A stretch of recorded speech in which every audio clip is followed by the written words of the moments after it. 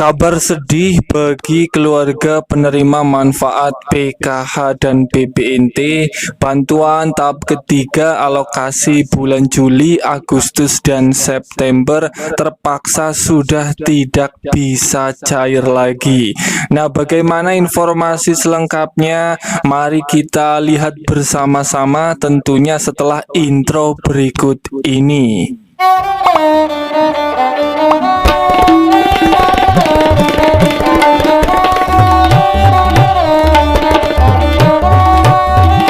Assalamualaikum warahmatullahi wabarakatuh. Salam sejahtera untuk kita semua.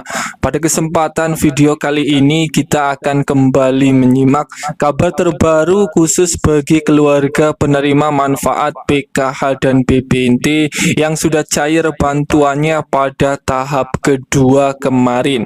Ada informasi terbaru dan ini terkait pencairan bantuan PKH dan BPNT untuk tahap 3 alokasi bulan Juli, Agustus, dan September yang sebentar lagi ini proses pencairannya akan segera disalurkan oleh Kemensos di antara bulan Juli, Agustus, dan September. Bagi keluarga penerima manfaat PKH dan BPNT yang merasa sudah lancar cair bantuannya pada pencairan tahap kedua kemarin, saya ucapkan selamat. Saya doakan semoga bantuan PKH dan BPNT untuk tahap yang ketiga, bantuan Anda semoga masih bisa lancar cair, tidak ada masalah sama sekali. Namun baru-baru ini ada informasi yang sangat penting khusus bagi keluarga penerima manfaat PKH dan BPNT. Mohon maaf sekali untuk bantuan PKH dan BPNT tahap ketiga alokasi bulan Juli,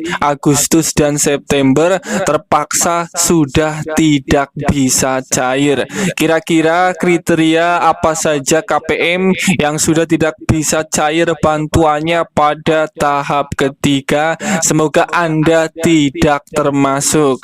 Perlu dipahami bersama, status pencairan bantuan sosial PKH dan BPNT untuk tahap yang ketiga kini sedang menjadi perhatian. Apakah bantuan masih bisa cair atau tidak?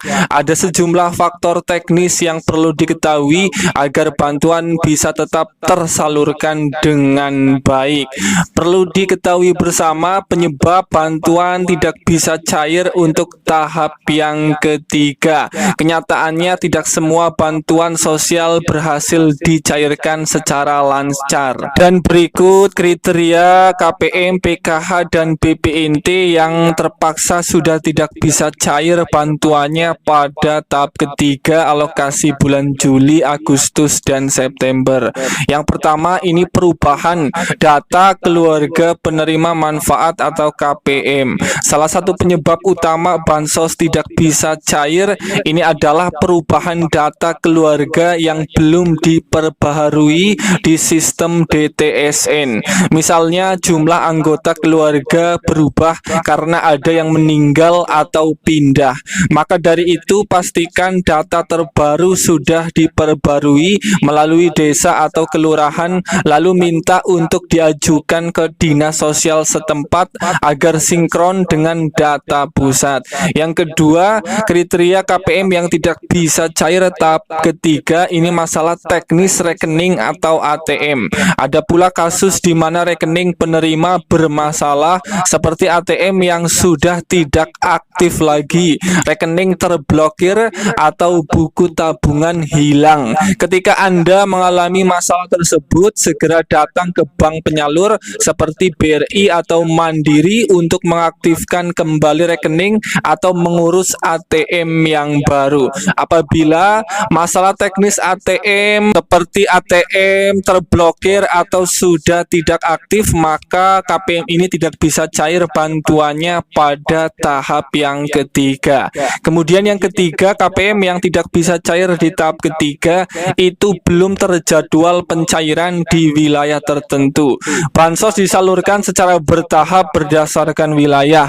Artinya belum semua daerah menerima pencairan pada waktu yang sama. Solusinya adalah cek jadwal pencairan di desa atau kelurahan atau pantau melalui aplikasi Cek Kemensos agar mengetahui status bantuan Anda.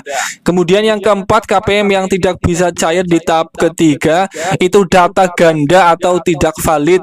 Jika ada data ganda atau ketidaksesuaian nama dan NIK, sistem bisa menolak pencairan. Misalnya nama di KTP dan di rekening berbeda penulisan. Oleh karena itu, lakukan pengecekan dan perbaikan data di Dukcapil dan pastikan data yang terdaftar di DTSN sesuai dengan KTP dan KK.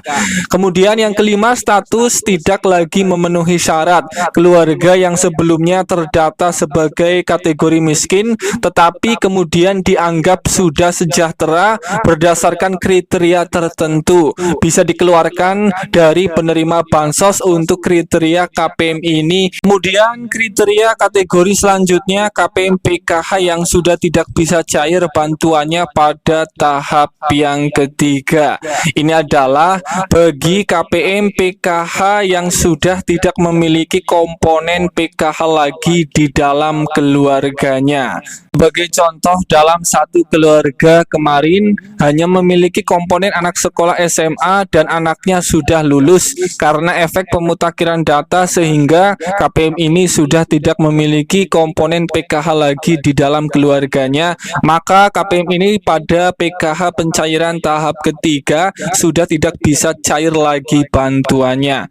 Kemudian kategori selanjutnya yang terakhir, KPM PKH dan BPNT yang tidak bisa cair pada tahap ketiga. Ini adalah bagi KPM yang sudah diverifikasi kelayakan penerima bantuan sosial yang dilakukan setiap bulannya oleh pusat. Ternyata KPM ini dicap atau tidak lolos, tidak layak menerima bantuan sosial pada saat proses verifikasi kelayakan, maka KPM ini kemungkinan besar juga tidak bisa cair bantuannya pada pencairan tahap ketiga alokasi bulan Juli, Agustus, dan September. Dan itulah informasi terkini terkait pencairan tahap ketiga KPM yang sudah tidak bisa cair lagi bantuannya. Semoga ini bermanfaat. Sampai ketemu di berita lainnya.